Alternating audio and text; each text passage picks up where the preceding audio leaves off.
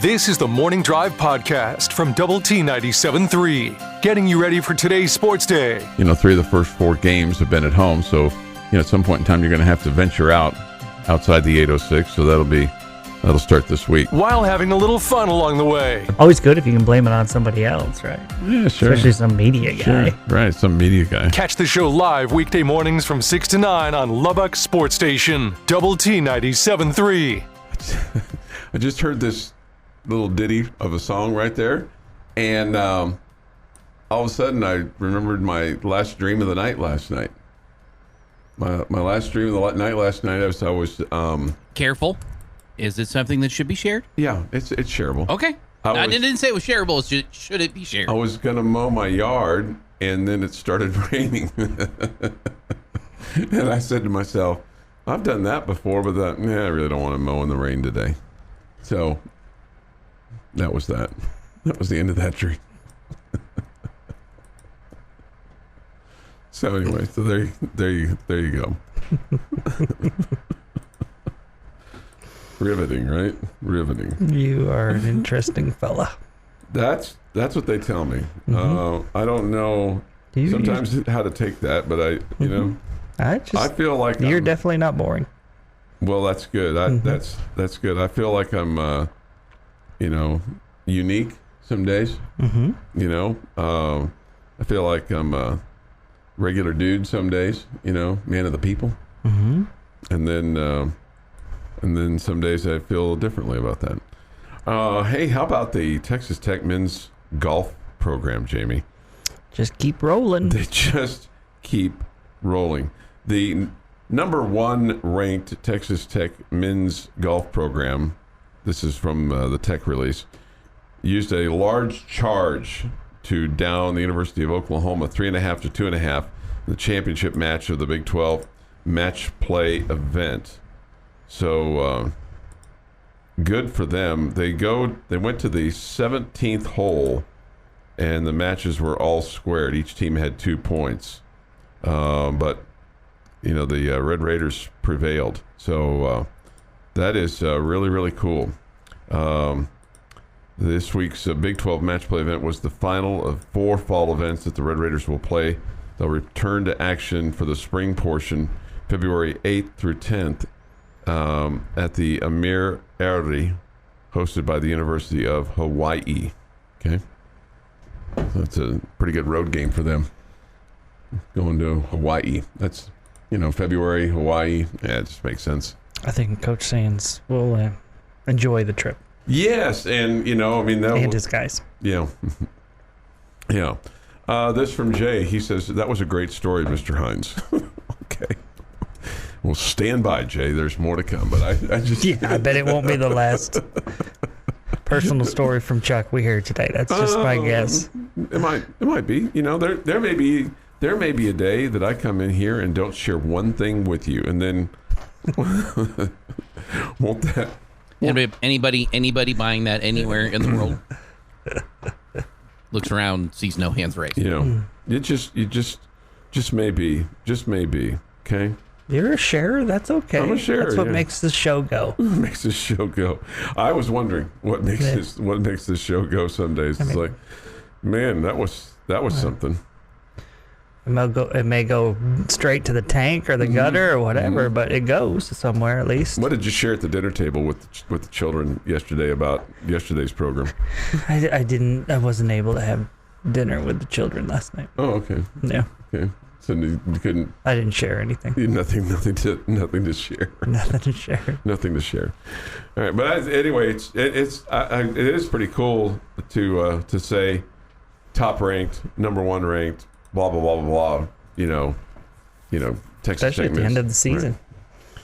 And you take that with you into the Christmas break. Oh man, right? You talk about Mo going into the winter. It makes you want to go to the golf course a little bit more. Work on your chipping, working on your putting, the driving range, see how far you can hit that thing. See if you can hit it to 4th Street from, the Rawls course. I bet you some of those guys can put on the parking lot of the VA or something like that over there. That'd be something. Go over there and watch some of those guys just, hit it as far as they can. Hey, see if you can hit See if you can hit UMC over there.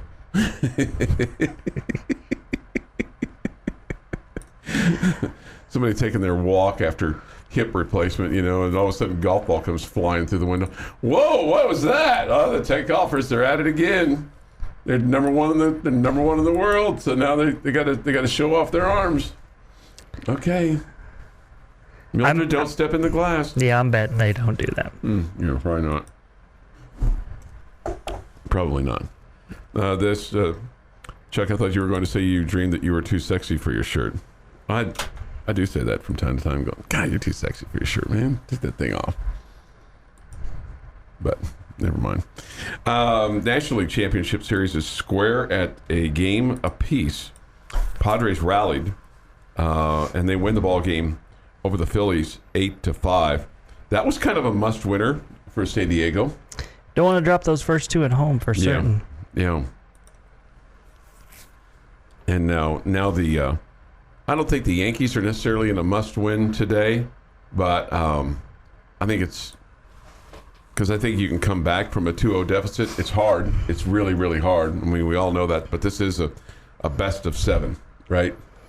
So yeah, and the first two being on the road. It's, yeah. I think you're a little loose with your must-wins. Okay, right now I think you're probably right about that. That's what I'm saying. I don't think it is for the Yankees today. I don't think it's a must-win. Mm-hmm. I thought it was maybe a must-win yesterday for the Padres. I don't know that you want to go back to Philly down 2-love. I don't think you do, but I mean, teams have come back from that. No question about it. Sure, no question. But anyway, this much easier to do it if you're going back home. Yeah, and obviously the Padres wouldn't have been. Mm-hmm. Yeah. Here's a football question from the Yates Flooring Center chat line for you, Jamie. What concerns you all most about West Virginia? Yeah, I think to me, we talked about it yesterday. It's their offense. I think they've got a pretty good passing attack, so I think they're going to challenge you in that regard. And I think they run the ball well. So, I mean, to me, it's their offense. Yeah, and as far as what Coach McGuire said the other day, and this is, you can say this about virtually every week, but got to put a little pressure on the quarterback. The thing about JT Daniels is he's for the most part stays in the pocket, but he does have pocket presence. Sure. And so I think he has pocket patience too. And when you have that, your defensive backs, your safeties, they're going to have to stay disciplined. Because you can't let a receiver get loose, because I think JT Daniels will make you pay for it. And they've got a couple of guys that is the case. Yeah. Mm-hmm. Risa chimes in this morning. She says, "Y'all make my day." Thank you, Risa. We are glad for you, because you are the one. We are thrilled to have you. 6:23 this morning here on the morning drive. Red Raiders take on West Virginia Saturday afternoon. It's a 2 o'clock kickoff. Optimum Game Day live coverage presented by United Supermarkets begins at 7 a.m. Bright and early Saturday morning. We'll recap the high school stuff from the night before, which will feature among the games Coronado at Abilene High on Oldies 97.7, Lubbock Cooper at Monterey on 100.7 The Score, and Friendship hosting Odessa Permian here on Double T 97.3. There's NFL football, Week 7 already for the National Football League. This may be a must-winner. Speaking of must-wins, the Arizona Cardinals have not had the start to their season that maybe some thought what they would based on what was coming back. But some I heard discussion this morning going, well, they really haven't been favored in very many games, and they're in a situation tonight where they're hosting the New Orleans Saints. The Saints are, they're curious about their quarterback, who's going to start for them tonight. Kyler Murray, of course, will go for Coach Kingsbury's group. But it's important that they start, putting some people on some wins on the scoreboard. DeAndre Hopkins back for this one? I think so. Marquise Brown, they said yesterday, is out for at least a month with a left foot injury. His status beyond that is unknown, but he's out indefinitely. They traded for former Carolina Panther wide receiver Robbie Anderson. They did welcome back DeAndre Hopkins.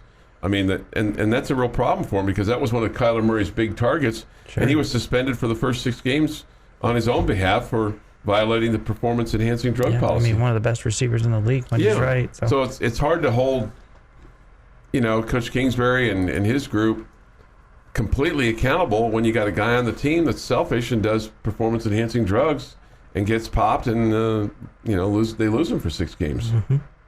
But unfortunately, that's kind of the way it worked. You're listening to the Morning Drive podcast from Lubbock Sports Station, Double T 97.3, recapping the night that was in the world of sports. A little bit later on tonight, we'll have the Astros and the Diamondbacks. That'll be at 8.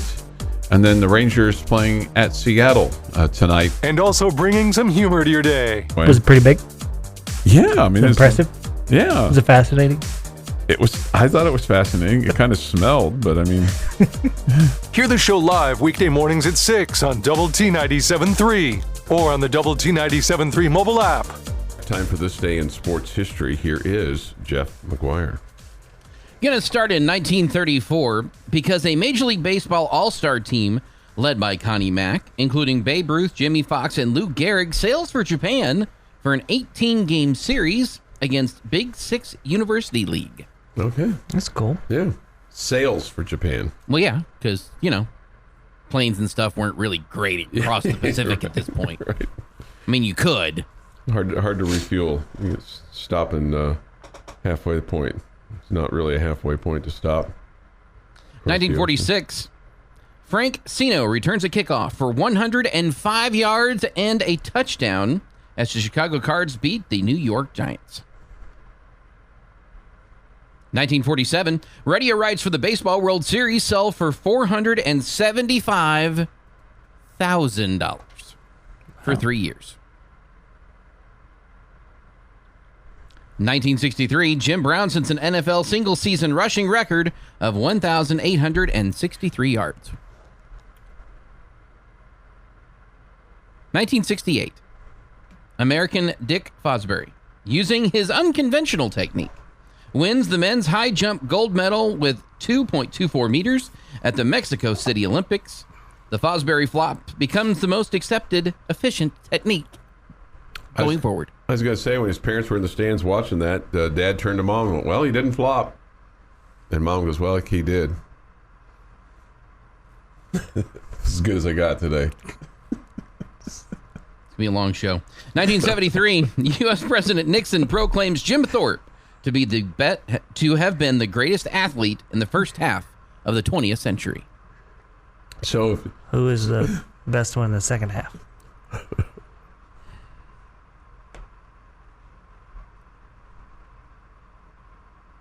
Hard not to say, Bo. When you think of pure athlete of the second half of the 20th century. I mean, his athletic accomplishments are pretty dang cool. I mean, if you were going to go that route, wouldn't you throw Dion in there? Wouldn't you throw... I mean, who's the better two-star athlete, Bo or Dion? Bo. Bo was a better baseball player and at least as good a football player. No.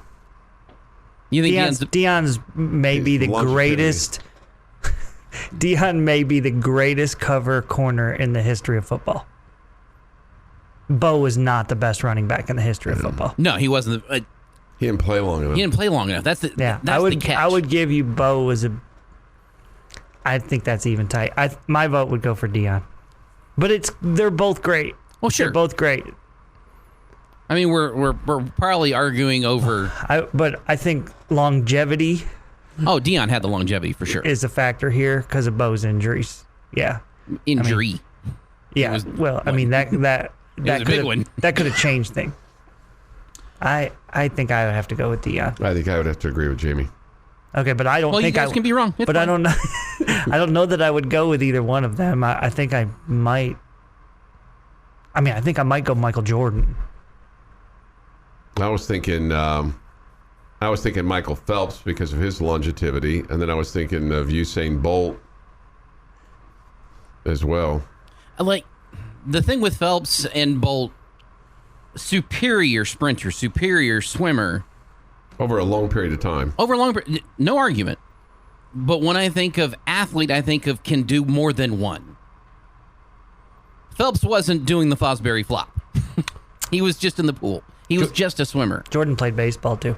And Jordan golf. did play baseball Golf, too. and played a lot of golf. What was the guy who was in the movie, The World's Greatest Athlete? Kurt, what was his name?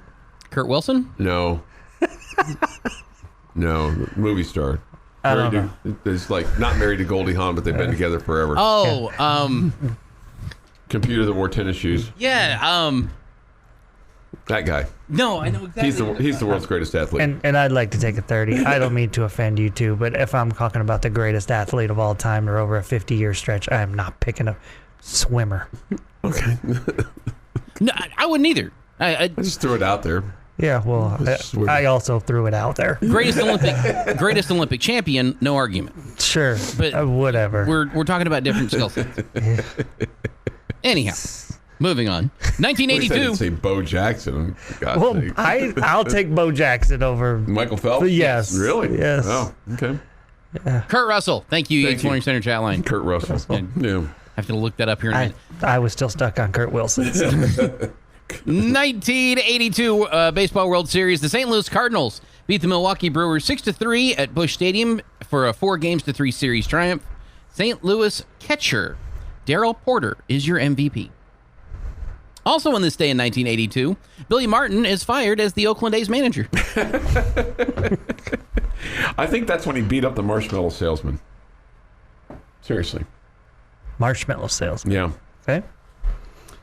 1992, first Baseball World Series game played outside of the United States. Toronto Blue Jays beat the Atlanta Braves 3-2 in Game 3 at Skydome in Toronto, Ontario. It is National Brandied Fruit Day. Happy birthday to Snoop, who's 51. Okay. Easy. Willis McGahee, 42, and Keith Hernandez is 69. And on this day actually a couple of days ago on this day in 1977, members of the rock band Aerosmith inspected an airplane that they were considering chartering for their upcoming tour. A Convair 240 operated out of Addison, Texas. There were concerns over the flight crew led Aerosmith to look somewhere else for their charter. That decision saved one band, and It cost another one. doomed another one. Aircraft in question was instead chartered by the band Leonard Skinner, who were just setting out on an autumn nationwide tour that promised to be the biggest to date. On this day in 1977, however, during the flight from Greenville, South Carolina to Baton Rouge, Louisiana, their tour plane crashed in a heavily wooded area of southwestern Mississippi during a failed emergency landing attempt, killing band members Ronnie Van Zant, Steve Gaines, and Cassie Gaines, as well as the band's assistant road manager and the plane's pilot and co-pilot. 20 others survived the crash. And that is this day in sports history. I've never heard that story. About the Aerosmith? About Aerosmith to Leonard Skinner. No, man, it feels like, why is that not made into a movie? Great question. Great question. That's a crazy story. But it is Verdun, so it was very, very unfortunate, clearly. Mm-hmm. All right, time for our secret word of the day, all right? So if you're tired of playing the national radio contest, just play ours, okay? It's really, really easy. All you have to do is listen at 6:45, 8:45, and 4:45 every single day, and we will give you a secret word, okay? And then all you have to do is go to doublet973.com. I'm looking at you telling you this like I didn't think you even knew this, but I know that you know this. This is part of your creation. So I don't know why I'm looking at you going, Jamie, if you do this, because you're not even eligible to win. But you are, the fine listening public. Go to doublet973.com. The Home Zone and Double T 97.3 want to give you $10,000. We'll give you a check, and you get to shake the hand of On Highest. And go out and do whatever it is that you want to do with $10,000. They hope that you make your home a better home by shopping at the Home Zone. 645, our secret word is Astros. Astros. Astros. A-S-T-R-O-S. Astros. Really, really, really easy. The Astros won last night over the New York Yankees. They will play again today. Okay? They will. Astros, our secret word of the day here at 6:51. The marshmallow salesman that Billy Martin beat up, that led to his dismissal of the New York Yankees in 1979. And then the Oakland A's hired him and then promptly fired him, on this day in 1982.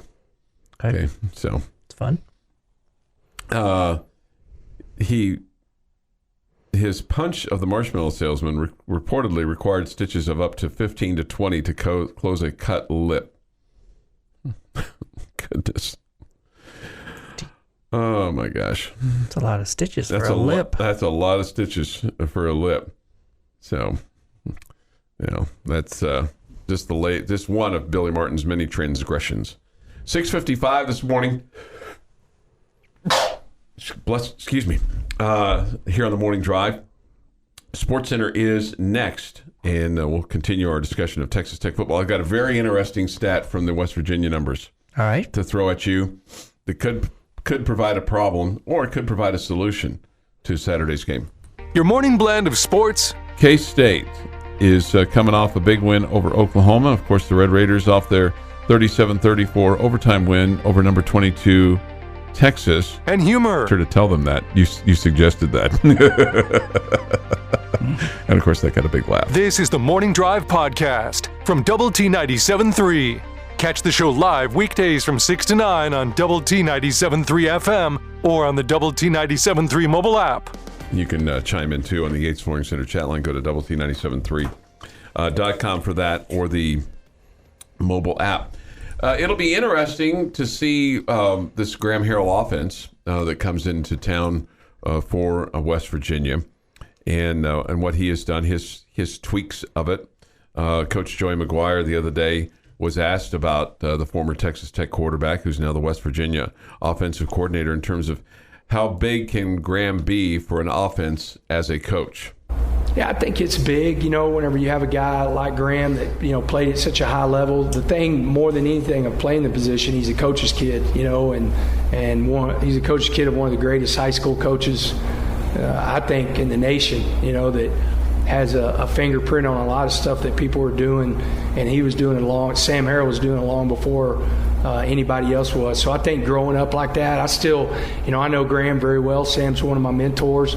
I still remember Graham, whenever he's in middle school and he's throwing, fade balls into a bucket whenever we'd come over and play 7-on-7 against Ennis. I mean, his 8th grade year, he won our 7-on-7 tournament with the varsity football team, and he's in 8th grade and he's the quarterback, and so he's just got a great understanding for the game and does a really good job. Has a really good demeanor, I think, about calling the game. Doesn't get too high or too low, and just he's been a guy. He did it at North Texas, did it at USC, and he's doing it at West Virginia. That was a really big pickup for Coach Brown, getting him as the OC. You kind of think about it, when you go from Cliff Kingsbury and that run of quarterbacks that you had that included Graham Harrell over those years. B.J. Simmons was not level-headed. He had some emotion to him, but the other guys, Cody Hodges, Graham Harrell, Kingsbury, they all had a very similar demeanor about them. So probably not a surprise that Harrell has become a coach. Like Coach McGuire said, he's a coach's kid, and probably is a good fit for Neil Brown. Couple other things here from basically the press conference the other day. Tim DeRuyter was asked about the quarterback that they're going to face, JT Daniels. He's so far this year, Jamie, 139 of 218. He has thrown 3 interceptions. He's thrown for 1,492 yards, 9 touchdowns. His longest has been 67. He was asked about, does facing a quarterback that wants to throw help the pass rush, because this is not a guy that's going to scramble like what we've seen with, K-State or Oklahoma State, and and what you'll see with TCU. Well, I think anytime you're dealing with a mobile quarterback, it becomes a concern for your guys. But they've done a nice job protecting JT. The teams that have pressured him, I think, have thrown him off a little bit. We've got to mix our pressures, but they've got some threats on the outside in particular that one-on-one situations win their share of 50-50 balls or more than their share of 50-50 balls. So you got to be concerned with that and mix your pressures along with getting good pressure out of our 4 down front, and hopefully we'll be able to do that on Saturday. Probably of greater concern, or as great a concern, is that not only to JT Daniels, but the guys that he's throwing the ball to, Bryce Ford Wheaton and Caden Prather. Wheaton has 40 grabs, 463 yards, 4 touchdowns. Longest was 67. And Prather has 36 for 369 yards and has 3 touchdowns. And then Sam Jones, he's caught 23 balls for 357, and his longest was 459. So they had the ability to get explosive plays. And here's Tim DeRuyter on the wide receivers that posed a problem for West Virginia. Well, Zero for them, he's a big guy. Both their outside receivers are big, long players. They're vertical threats. They can use their body on 50-50 throws. And, I like our matchups with our 2 corners. I think they've been doing a pretty good job on, particularly on vertical shots. We've taken a lot of them. But that's a concern because you see him go up and make plays on just about everybody. I think, JT does a really nice job of throwing the ball over underneath coverage, and they got guys that can go up, with their length and their jumping ability to go up and get it. So that's a concern. They do a really nice job in their screen game, and it's something we've worked on during our bye week because we didn't fit some screens as well as we should have. But between the 2 of those, it's a concern. You want to rush the passer, then they're getting the ball out on screens and draws. If you don't get to the quarterback, the shots are coming. So 0 is Bryce Ford Wheaton. He's a redshirt junior. He's 6'3", 224. And 3 is Caden Prather. He is a 6'4", 211-pound sophomore. So obviously he talked about the length there, and you see it. Prather is the one that seems like he makes the most plays in the games that I've watched. Okay. Especially near the goal line. Okay. The Red Raiders are expected to have more out of Adrian Fry this week, so we'll see how much that helps. And then they're really high on Tyler Owens as well. I mean, he's come in and really done a nice job for him. I thought he played well last week, last game. Yeah. So there's a couple things on that.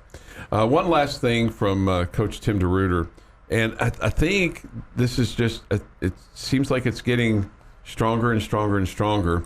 But he talks about the depth of the front 7 his depth of the front 7 on the defensive line, and what that has helped and how that has helped the Red Raiders. Yeah, I think Tyreek and Jake are doing a really nice job. The more we're putting them out, the more confidence they're playing with.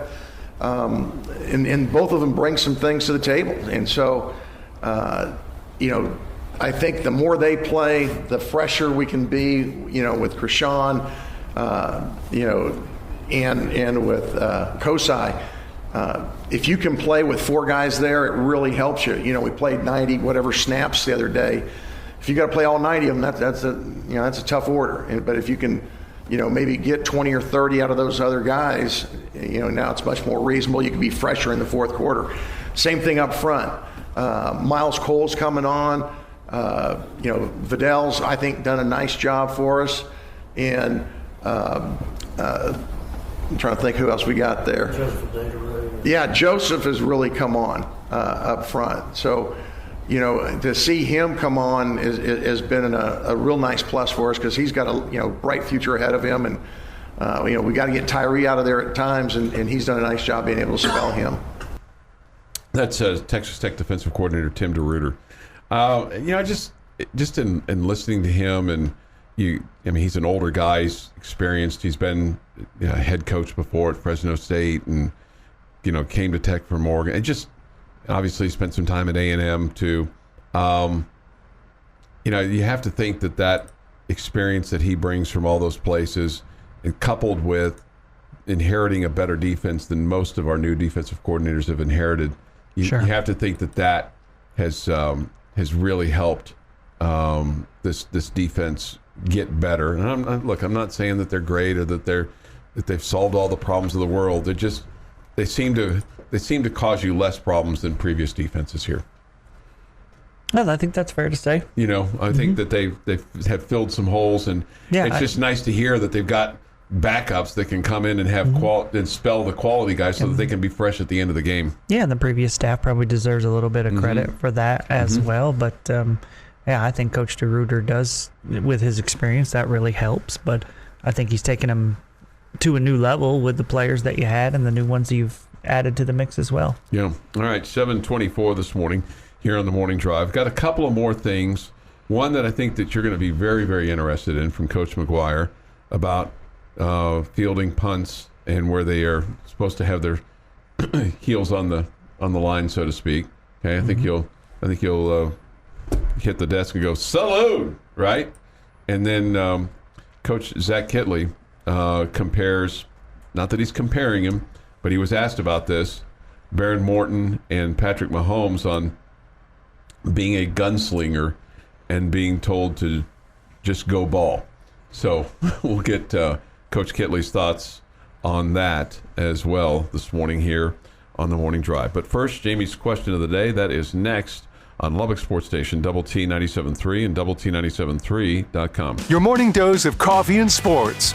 This is the Morning Drive Podcast from Double T 97.3. Catch the show live weekdays from 6 to 9 on Double T 97.3 FM or on the Double T 97.3 mobile app. Jamie's question of the day on Double T 97.3 is presented by Bizarre Solutions. Call them today for a free cybersecurity audit. 7:31 this morning on the Morning Drive. Your question, sir. All right, we're going to flip over to Red Raider basketball for this question. We saw the preseason poll come out this week. We saw the preseason projections as far as the Big 12 Conference goes. We saw that come out as well. Red Raiders were picked to finish tied for 5th. In front of them was Kansas, Baylor, Texas, TCU. Correct? Yes. Okay. So I want Baylor you. was the one that was picked to Baylor win was it. first. Yeah. I wasn't. I'm sorry. I didn't mean to try to put those in order. No, I was just throwing them out there. Okay. So my question for you today is: which team do you think has the potential for the Red Raiders to leapfrog and be up closer to the top of the conference, or maybe even be on top of the conference? Which team are you not as sold on? I'm not as sold on TCU. TCU. I'm not as sold on TCU.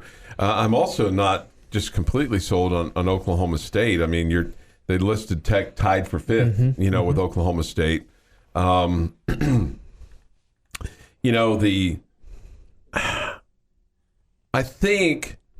think over test of time, we would have to acknowledge that Kansas and Baylor have done a pretty good job of, if they're projected to finish high in the Big 12, that they generally have done that for the last few years. I'm not sure that Texas has earned that street cred yet, because they've been, up and down, so to speak. Now, obviously, coaching change and having a new coach, 1 year in, it seems like he has reloaded, but you did beat him twice last year.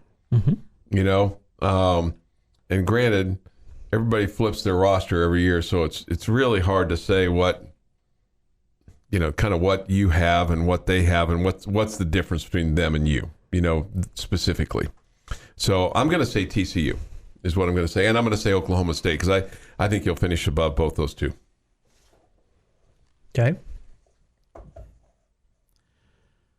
I would love to say Texas, but Chris Beard, unfortunately, and I can't believe I'm saying this, knows how to coach basketball and knows how to get guys to perform. We've seen it here in person. And he knows how to turn the roster over and get it ready, especially in his second year. TCU is the one I kind of went, interesting. It feels cheap that they're the next one up since you're tied with Oklahoma State to say that that's the one you can leapfrog. I don't know that one spot is a leapfrog, but I don't think you're leapfrogging the defending national champions or the team that's picked to win the Big 12 over the national champions. So I guess by default it's TCU.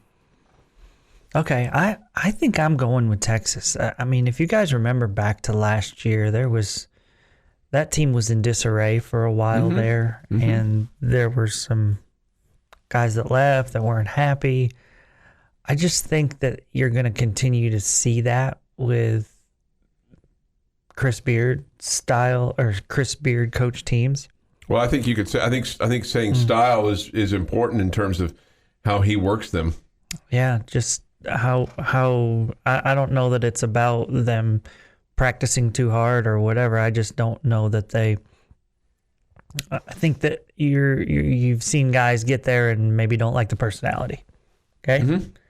And so I just wonder how, like, bring the Hunter kid into the mix, how that chemistry is all going to work there. So I feel like they're the team that, while I think they're an extremely talented team, they're the team I think has the potential to kind of self-destruct a little bit because of chemistry issues. And I think Beard is 100% a part of that. Okay. Yeah. I get the TCU part of it, though, just because, I mean, if you're going off of, previous years, I mean, TCU hasn't been that team, but, I mean, they've got the Conference Player of the Year. They've got a really impressive big. I think it's their recruiting class this past year was good. So I think TCU is trending in the right direction, but have they made that much of a jump? I'm not sure.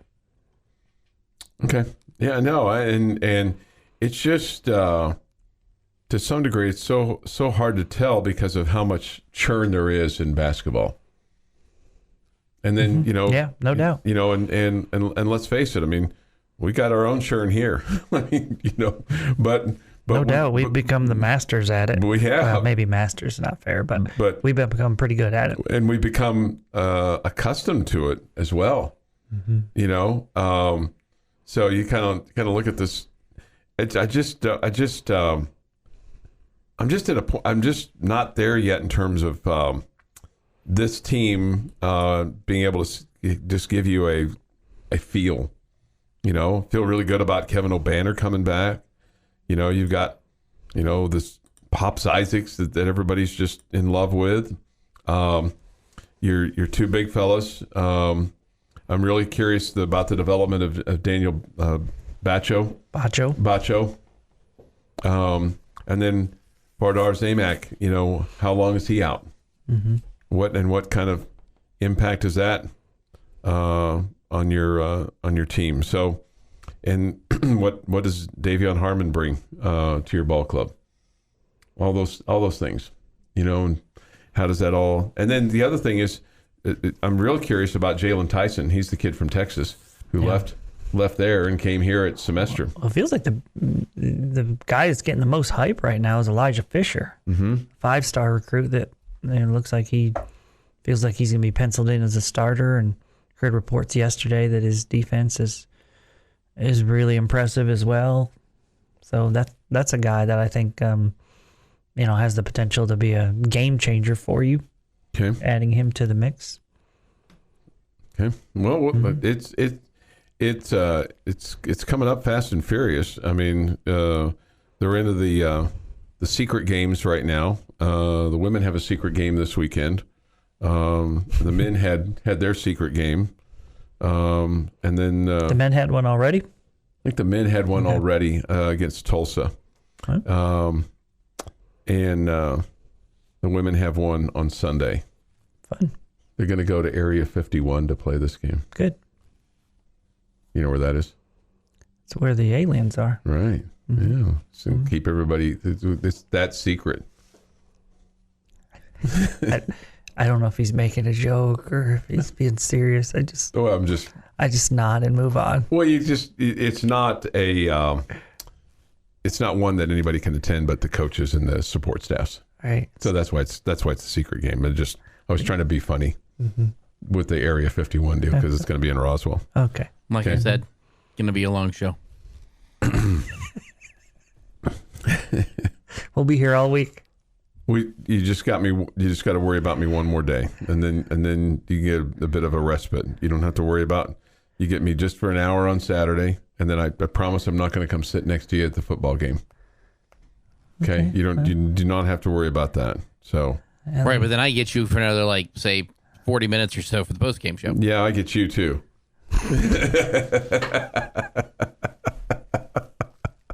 But it's all good. It's all good.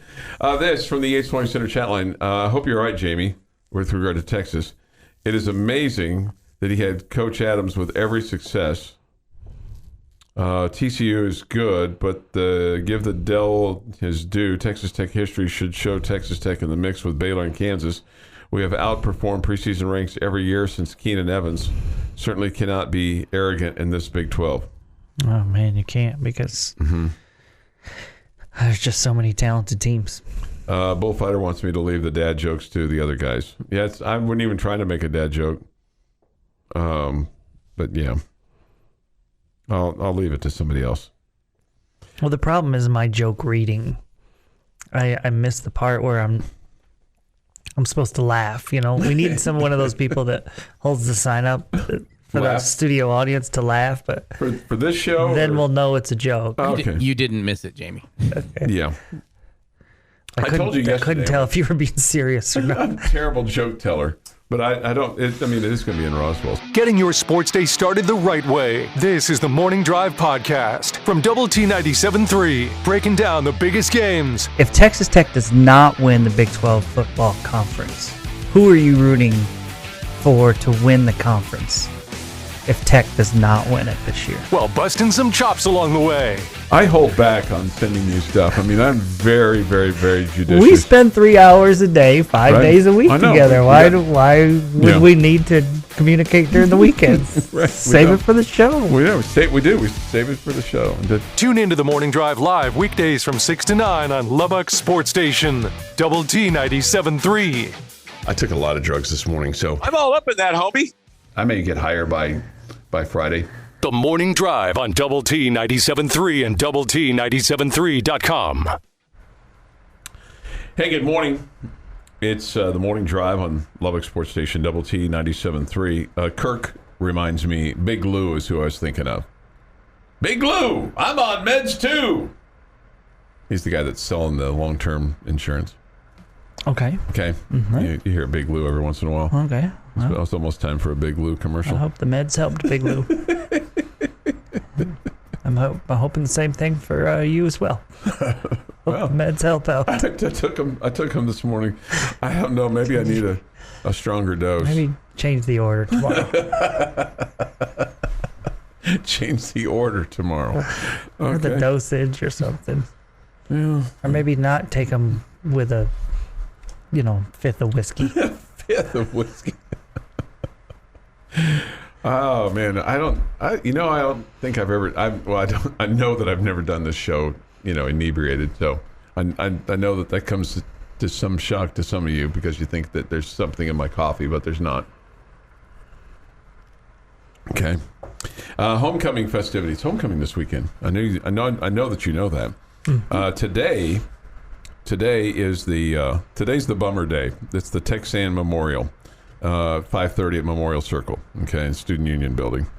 So anyway, tomorrow is the Rowdy Raider Rally at 11:30 at the Red Raider Plaza, and then weather permitting, and I think we're going to have a beautiful day for a homecoming parade tomorrow night.